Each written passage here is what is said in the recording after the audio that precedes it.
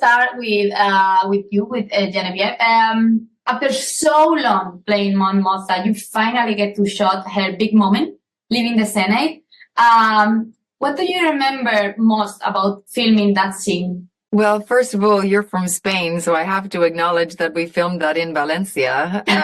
That the Imperial Senate is now in that Museum of Arts and Sciences in Valencia. It was so special to be there.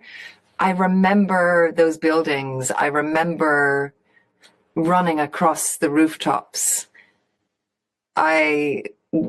We had an extraordinary time filming in Spain. I remember all the supporting artists. I remember the runners and the assistant directors. And it was really important to me because you're right, this was a huge moment for Mon Mothma, not only for the character, but also for me as an actor. And I really wanted to do her and it justice. And I felt like Valencia allowed us a playground of storytelling. Season 1 covered 1 year and season 2 covered 4 years. So we get to see your characters suddenly in different points of their life. Did you get to build all the gaps to understand your characters? Did they give you like, this is her storyline, or you just got to go inside those points? I think I can only speak for me. I don't know what Jen did, but I just pieced it together myself and took what, the first 3 episodes and where I am at this point, what happened. And then you it's your own little secret, if you like. The good thing about acting is you've always got a secret in your pocket that nobody knows, that for your character, not for Faye, obviously, but for the character, for Vel. So Vel had a couple of secrets going on. And I think that really helps kind of the transition that we don't see on camera. So that's kind of what I did. I didn't get like a character storyline, did you? No, and I actually think that's testament to Tony Gilroy, our writer, that he really trusted us as actors just to drop in, just to drop in that moment, and we could bring our secrets with us. We could bring all that.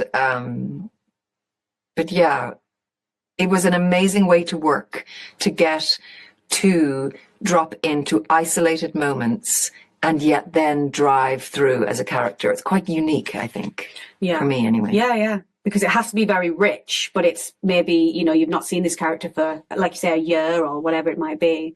So and maybe you've only got a 5-minute scene or something, right? To really, well, that's quite a long scene actually, isn't it? Maybe a minute scene or 2-minute scene to really bring that and have your secrets as well. This season we get to see about your characters, how much they sacrifice their personal lives for the rebellion. We've never seen the rebellion that way. We've always seen them as heroes, but we get to see also how bad it is to be a hero, how much you have to put of yourself to be a hero. So what is the most interesting things for you about this kind of arc in Andor season 2? I think what Andor does beautifully, and that's how Tony has written it as a thriller and a political piece, is show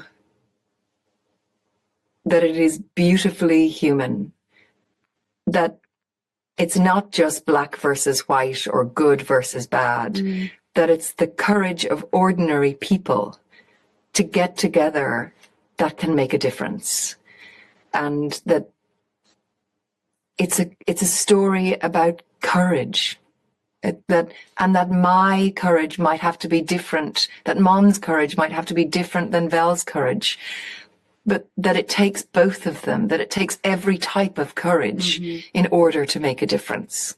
Everyone standing.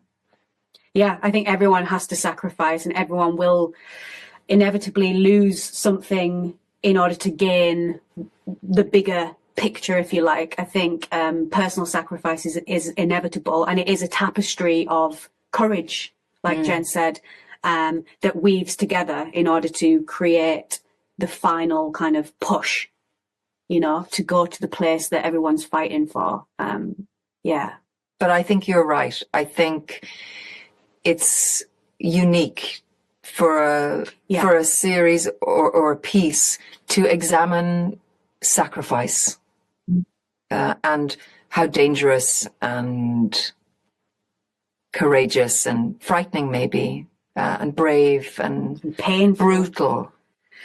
Yeah. The human emotion that will be, you know, ripped out of somebody and pulled on and hurt and damaged, but that person still keeps going. That's kind of, you're right, it's the examination of that. Yeah, that's really, yeah, because of course in Rogue One, because we're driving to Rogue One, Cassian like that's the final sacrifice for him. So we are stepping into his destiny in Andor season 2. Yeah. And we're along for the ride. Yes, very much so.